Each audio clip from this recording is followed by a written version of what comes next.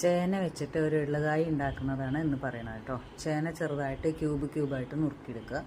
പിന്നെ അതിലേക്ക് കുറച്ച് മഞ്ഞൾപ്പൊടി, കുറച്ച് വെള്ളം ഒഴിച്ച് നന്നായിട്ടൊന്ന് വേവിച്ചെടുക്കുക. ഉപ്പ് ചേർക്കരുത് ആദ്യം തന്നെ, അത് വേവില്ല.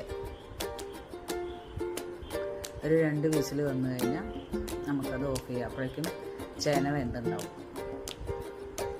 പിന്നെ കുറച്ച് നാളികേരം, ഒരു 4-5 വറ്റൽമുളകും ചേർത്ത് ബ്രൗൺ നിറമാവുന്നത് വരെ വറുത്തെടുക്കുക.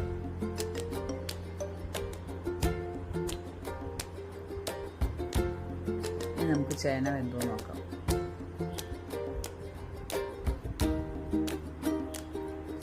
നല്ലപോലെ അങ്ങോട്ട് വെന്തിട്ടില്ല. ഇനി വേണമെങ്കിൽ പുളിയും ഉപ്പും ഇട്ട ശേഷം നമുക്ക് ഒന്നും കൂടി അടച്ചു വെച്ച് വേവിച്ചെടുക്കാം. ചില ചേന പെട്ടെന്ന് വേവും, അതുകൊണ്ടാണ് 2 വിസിലിൽ ഓഫ് ചെയ്തത്. ഇത് നല്ലപോലെ വെന്തിട്ടില്ല. അപ്പോൾ ഇനി ഒരു 2 വിസിലും കൂടി വരുത്താം.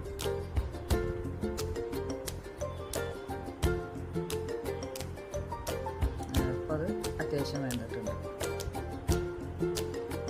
ഇനി ഇതിലേക്ക് നേരത്തെ വറുത്ത് വെച്ച നാളികേരം, ചുവന്ന മുളകും വറുത്ത് വെച്ചത് ചേർത്ത് കൊടുക്കാം. പിന്നെ ആവശ്യത്തിന് വെള്ളം ചേർത്ത് കൊടുക്കാം. ഒന്ന് തിളച്ച് വരുമ്പോഴേക്കും നമുക്ക് കടുകും കറിവേപ്പിലയും വറുത്തെടുക്കാം. ഈ സമയത്ത് നമുക്ക് എരിവ് പോരാന്നാണെങ്കിൽ കുറച്ച് മുളക് പൊടി ഈ എണ്ണയുടെ കൂടെ ചേർത്തിട്ട് അതും ഈ കറിയിൽ ഒഴിച്ചു വെക്കാം.